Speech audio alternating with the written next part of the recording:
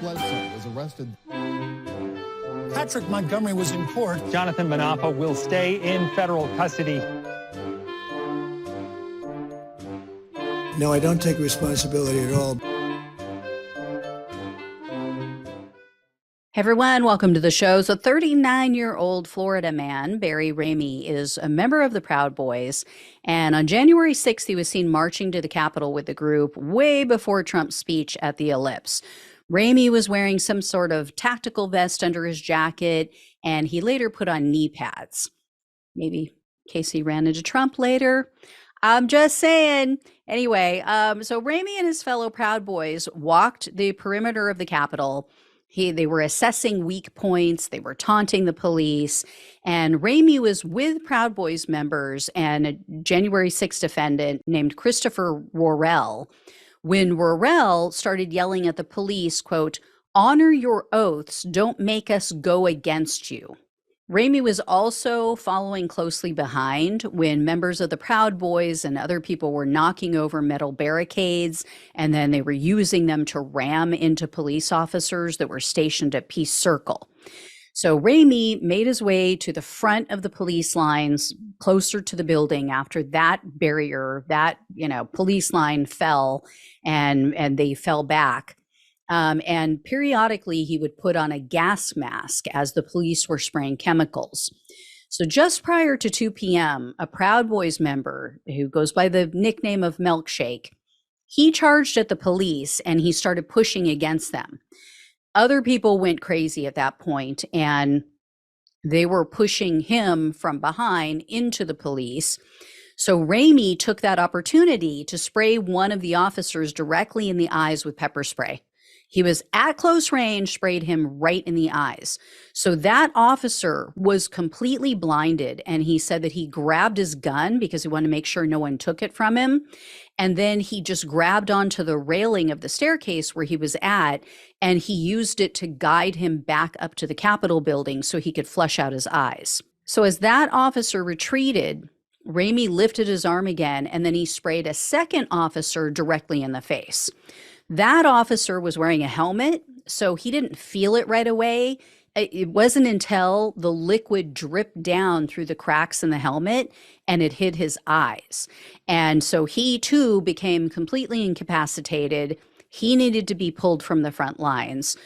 So that second officer has now been left, according to his doctor, with permanent vision impairment as a result of Ramey's assault.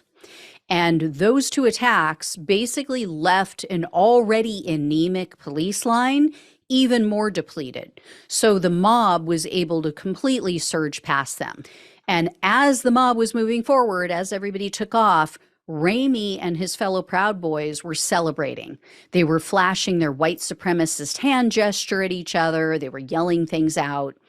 So Ramey went up the steps as well, but he never actually entered the Capitol. He just remained on the Capitol grounds for like 4.5 hours. He was actually there when the sun set. After the building had been cleared, he was still there. And then following the Capitol attack, Ramey repeatedly threatened one of the investigators. So in February of 2022, there was an agent who was investigating Ramey's case. He left a card, a business card, with Ramey's fiancée. She refused to speak with him, so he said, "Here's my card. If you want to speak with me, love to speak with you, blah, blah, blah." So then in April of 2022, that same agent called Ramey's place of employment. He didn't give his name, but he called and he said, "Hey, I'd like to confirm that Ramey still works here." They put him on hold for several minutes, so he ended up hanging up. But then he said several days later, he gets a call from a virtual phone number, so it really can't be traced to any specific location. So the caller first mentions the agent's name. He asks, "Is this so-and-so?" And then he recited the agent's home address, trying to intimidate him. So the agent said he had just been reviewing a video of Ramey speaking at length, and so he immediately recognized his voice. Then, sometime after that call, the agent receives a text message from the same virtual number, and it just had a bunch of letters and numbers. So the agent texted back with a bunch of question marks because he didn't understand what the significance was. And Ramey replied, quote, check that VIN number, and then a winking emoji. Sure enough, the agent ran the vehicle identification number, and it belonged to a vehicle that he used to own. So Ramey was arrested on April 20th of 2022, and he was charged with civil disorder, assaulting officers with a dangerous weapon, entering restricted grounds with a dangerous weapon, disorderly conduct on restricted grounds with a dangerous weapon, physical violence on restricted grounds with a dangerous weapon, and physical violence on capital grounds. And when they arrived at Ramey's home to arrest him, he blurted out, "Oh, is this about the call?" or something like that. "This is about the call, right?" And then he asked the agent, "Are you Ryan New Garrett?" Which he totally butchered, mispronounced his last name, which he also did in the call. So they definitely knew it was him trying to intimidate the agent. Likely due to his hubris, Ramey refused a plea deal. He opted instead for a bench trial. And in March of 2023, he was found guilty on all counts. However, the judge somehow felt that pepper spray doesn't qualify as a dangerous weapon. So they dropped that. When you guys hear who the judge is, you'll understand. So Ramey was looking at up to 8 years in prison, 3 years of probation, and $250,000 in fines. And this time, the prosecutor asked for a fairly decent amount of time behind bars. The government requested 108 months in prison, 3 years of probation, and restitution to be determined by the court. U.S. District Judge Dabney Friedrich presided over Ramey's case, and surprisingly, she became a little irritated with his attorney at the sentencing hearing. Ramey's attorney tried to convince the judge that her client only wore the tactical vest for defensive purposes, and he wore the knee pads because he has vulnerable knees. Then she tried to sell the argument that Ramey found the pepper spray at the Capitol. He didn't bring it with him. He just found it there. So Judge Friedrich, who I will tell you, if you guys haven't watched the show for a while, she usually falls for everything. But this time she didn't. She shot back at the attorney and she said, quote, "That doesn't ring true to me. I have common sense." I mean, there's a first time for everything.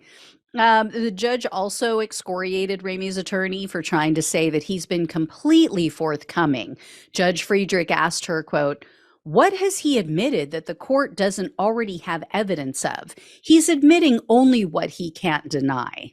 I mean, yeah, that ship kind of sailed a long time ago, right?